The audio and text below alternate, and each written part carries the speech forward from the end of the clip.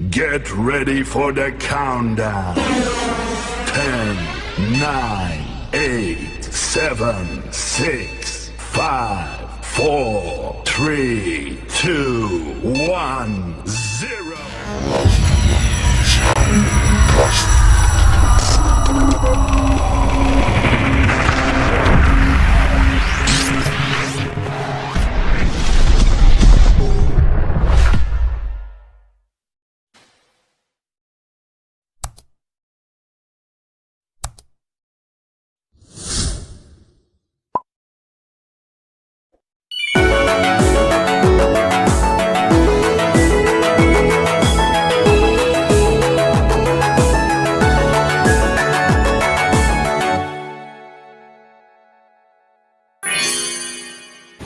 Assalamualaikum warahmatullahi wabarakatuh. Saya Wulan Rahmadani dengan NIM A1C2210008 dari kelas R002 Prodi Pendidikan Matematika. Di video kali ini saya akan menjelaskan tentang kecerdasan intuitif dan kecerdasan reflektif. Yang pertama, kecerdasan intuitif. Kecerdasan intuitif menurut Fishbein tahun 2002, kecerdasan intuitif adalah proses berpikir yang spontan dan segera berdasarkan pada skema tertentu. Sedangkan menurut Plato dan Aristoteles, intuitif merupakan proses berpikir yang serupa dengan proses berpikir Tuhan. Intuitif dicirikan sebagai hasil berpikir yang pertama, tidak temporal, yaitu memiliki keputusan yang sulit berubah. Kedua, memandang keseluruhan objek daripada bagian-bagian objek. Yang ketiga, tidak bersifat proposisional. 4. Tidak bersifat representasional. Dan 5. Karena ia dipandang serupa dengan proses berpikir Tuhan, maka intuitif dianggap tidak pernah salah. Henden tahun 2004. Baylor tahun 2001 menyatakan bahwa perkembangan intuitif seseorang dipengaruhi oleh tingkat kepakarannya di bidang tertentu. Secara kualitatif terdapat dua jenis intuitif, yaitu intuitif yang belum matang dan intuitif yang sudah matang. Intuitif yang belum matang sering dijumpai ketika seseorang masih berada pada taraf pemula di bidang tertentu, di mana pengetahuan analitiknya belum banyak mencampuri kemampuannya dalam menemukan wawasan-wawasan baru. Sedangkan intuitif yang sudah matang kebanyakan muncul ketika seseorang sudah mencapai kepakaran di bidang tertentu dengan modal struktur pengetahuan relevan yang sudah terbentuk dengan baik. Menurut Scam tahun 1971, siswa yang masih pada tahap intuitif biasanya banyak tergantung pada cara penyajian materi oleh guru. Jika konsep baru yang didapati sangat jauh dari skema yang ada, mungkin dia tidak mampu mengasimilasikannya, khususnya karena tingkat akomodasi yang mungkin pada tingkat intuitif lebih rendah daripada yang dicapai dengan refleksi. Maka, pada tahap-tahap awal, guru harus menganalisis konseptual siswa secara cermat sebagai dasar merencanakan pembelajaran, sehingga siswa dapat melakukan sintesa struktur-struktur dalam ingatannya sendiri. Itulah hal yang harus diperhatikan, tidak peduli apakah pembelajaran terjadi langsung oleh guru maupun pembelajaran tidak langsung, yaitu dari buku. Pendekatan ini lebih fleksibel, disesuaikan dengan penguasaan siswa, sehingga tidak harus tepat sesuai rencana yang telah disiapkan. Selanjutnya, kecerdasan reflektif. Dewey tahun 1933 mendefinisikan berpikir reflektif sebagai sesuatu yang dilakukan dengan aktif, gigih, dan penuh pertimbangan, keyakinan, didukung oleh alasan yang jelas dan dapat membuat kesimpulan, memutuskan sebuah solusi untuk masalah yang diberikan. Sedangkan Burrell tahun 2011 mendefinisikan berpikir reflektif sebagai proses kegiatan terarah dan tepat di mana individu menganalisis, mengevaluasi, memotivasi, mendapatkan makna yang mendalam, menggunakan strategi pembelajaran yang tepat.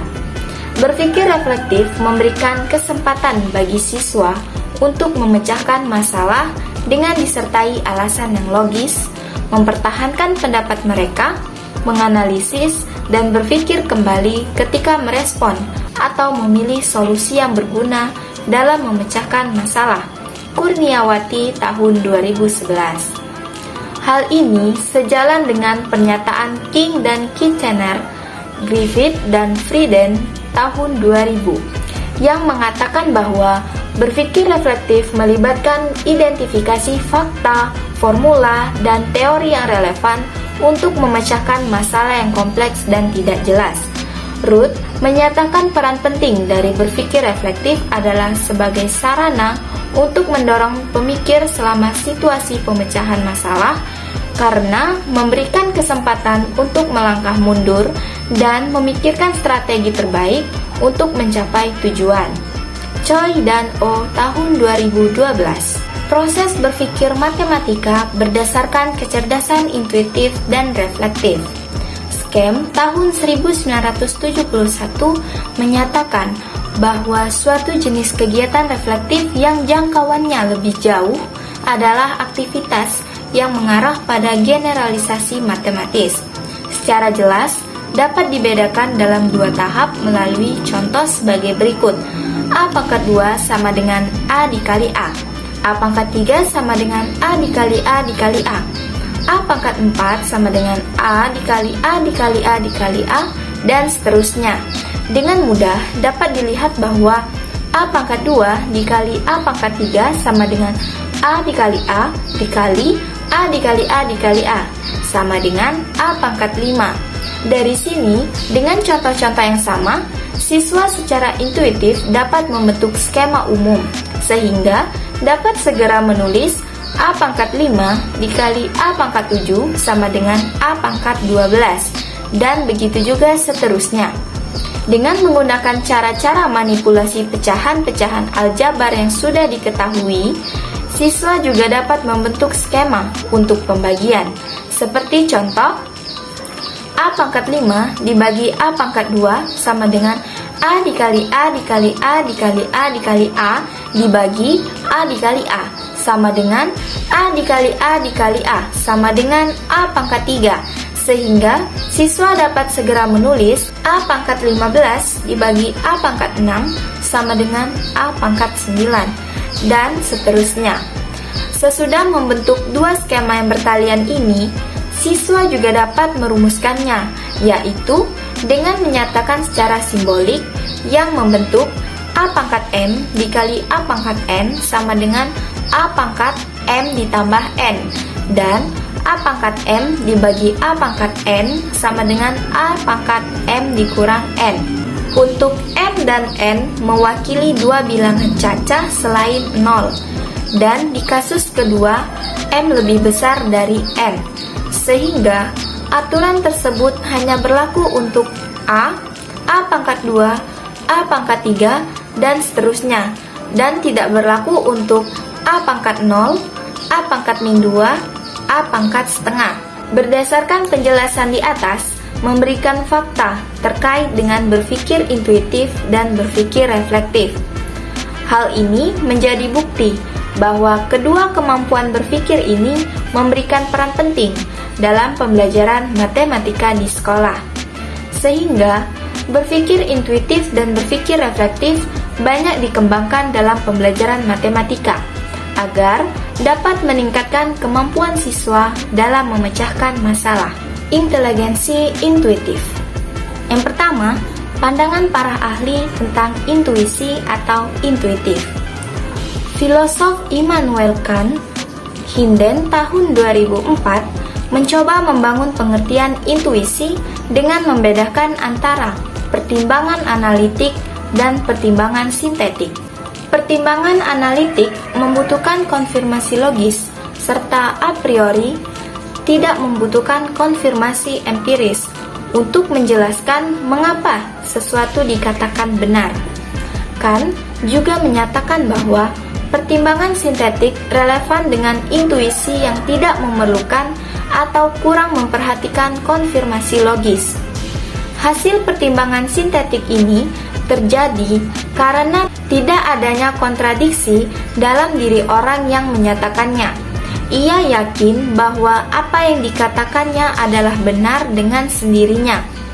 Beberapa pandangan di atas sebenarnya ingin mengkritik pandangan para filosof terdahulu yang menganggap bahwa segala sesuatu yang terkait dengan pengetahuan selalu direfleksikan secara rasional, formal, bersifat analitis. Yang kedua, intuisi sebagai dasar bermatematika. Sepertinya sulit memberikan rasa percaya pada kebanyakan orang jika dikatakan bahwa konsep dasar matematika banyak diilhami oleh intuisi. Selanjutnya, dikatakan bahwa intuisi merupakan landasan dari semua penalaran dan keputusan matematika. Marsigit tahun 2012.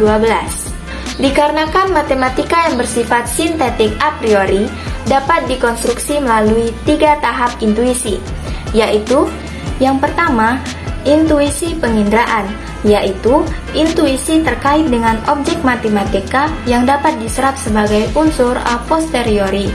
Intuisi penginderaan merupakan representasi yang tergantung keberadaan objek. Yang kedua, intuisi akal, yaitu seseorang mampu mensintesiskan hasil intuisi penginderaan ke dalam intuisi ruang dan waktu. Yang ketiga, intuisi budi, yakni melibatkan rasio yang ada di hadapan pada putusan-putusan argumentasi matematika yang logis. Dua pandangan penganut intuisionisme untuk memahami intuisi dalam bermatematika. Yang pertama, intuisionisme klasik. Intuitionis klasik memandang intuisi memiliki keterkaitan terbaik dengan kenyataan, realitas, menghasilkan satu kesatuan terbaik melalui berpikir sehat, keindahan, dan kepastian. Penganut intuisionisme klasik beranggapan intuisi matematika merupakan hal berbeda dengan berpikir formal, seperti halnya konsep implikasi dalam logika.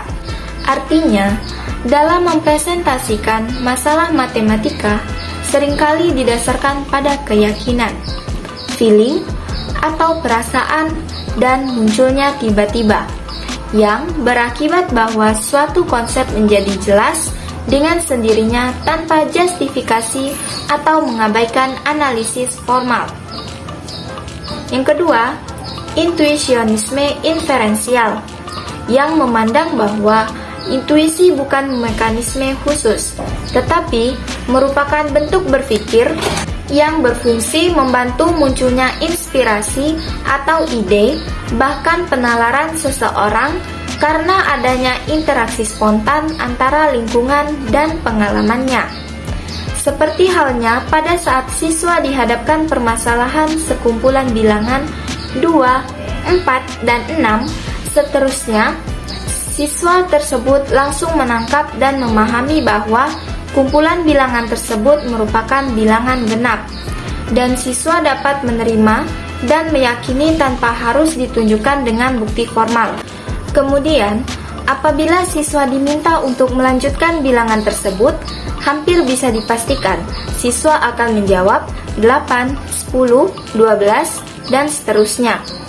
Walaupun aturan umum dari kumpulan bilangan tersebut belum ditentukan.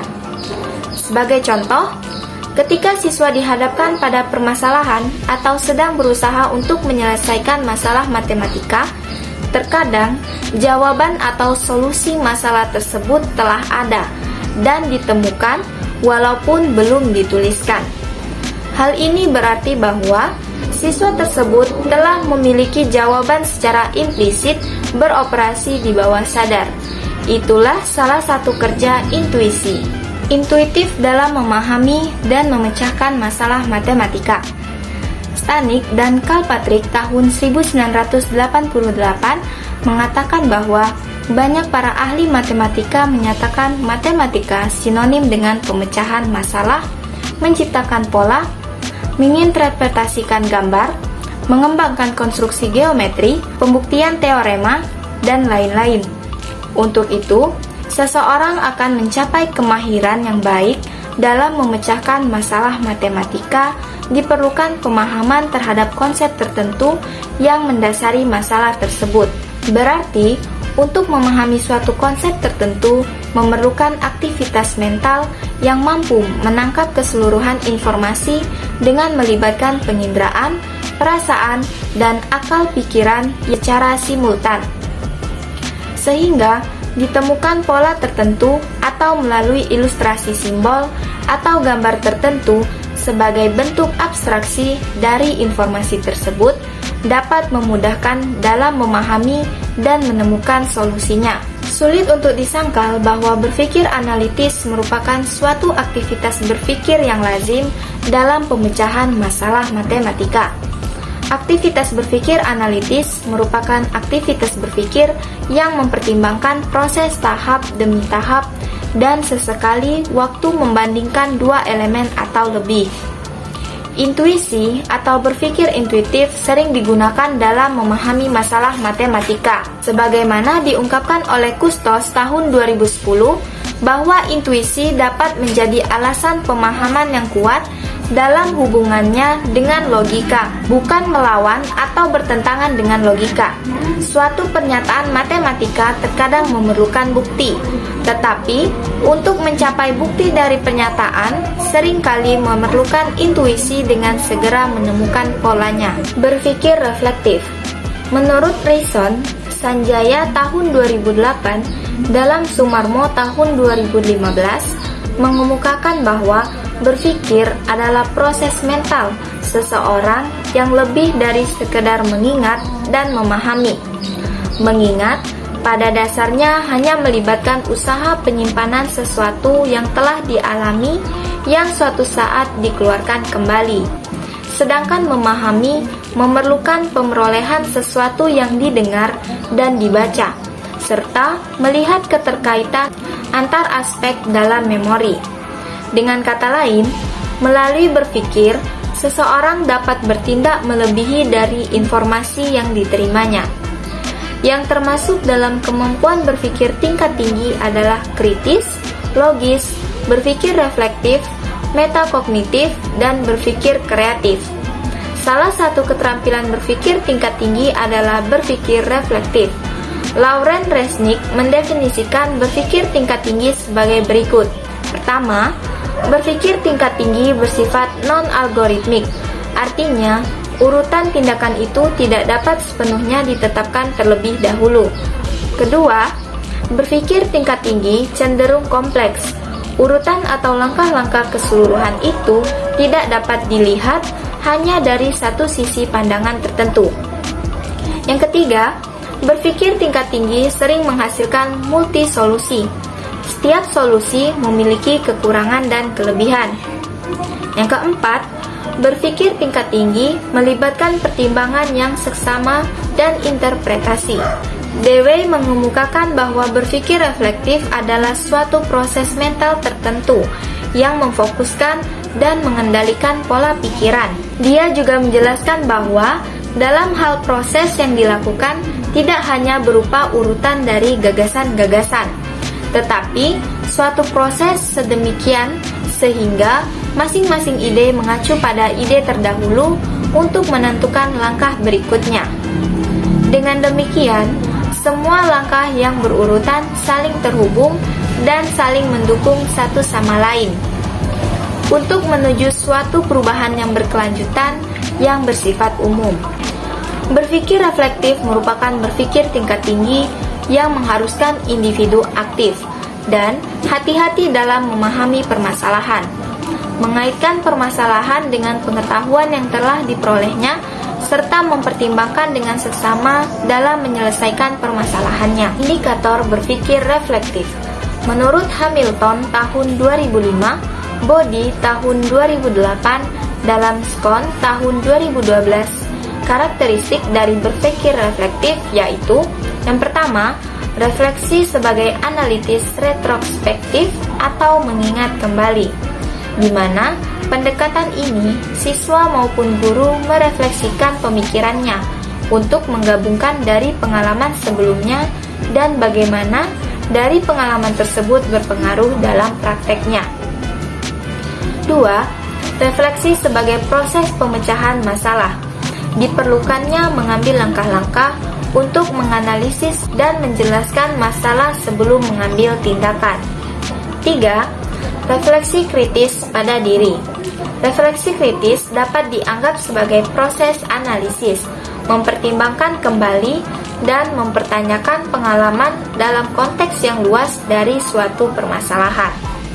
4. Refleksi pada keyakinan dan keberhasilan diri.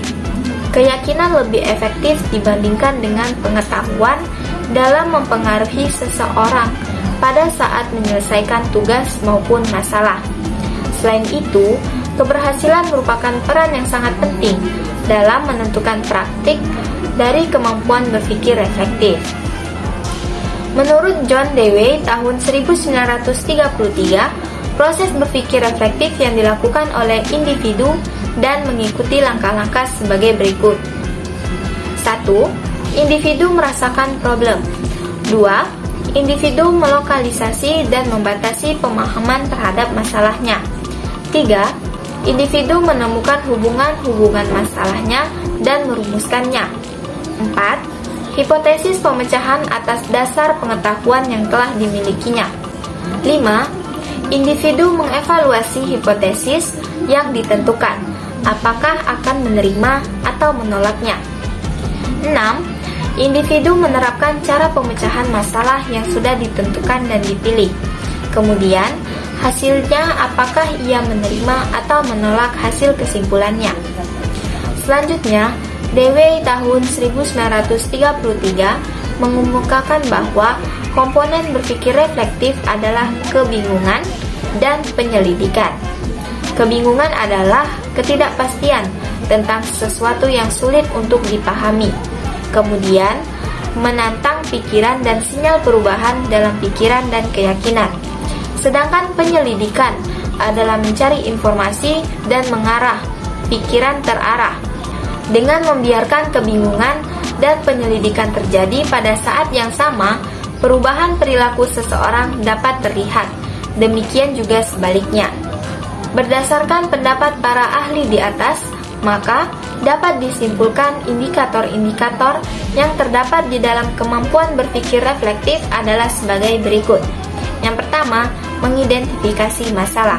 2. Membatasi dan merumuskan masalah. 3. Mengajukan alternatif solusi pemecahan masalah. 4. Mengembangkan ide untuk memecahkan masalah dengan cara mengumpulkan data yang dibutuhkan.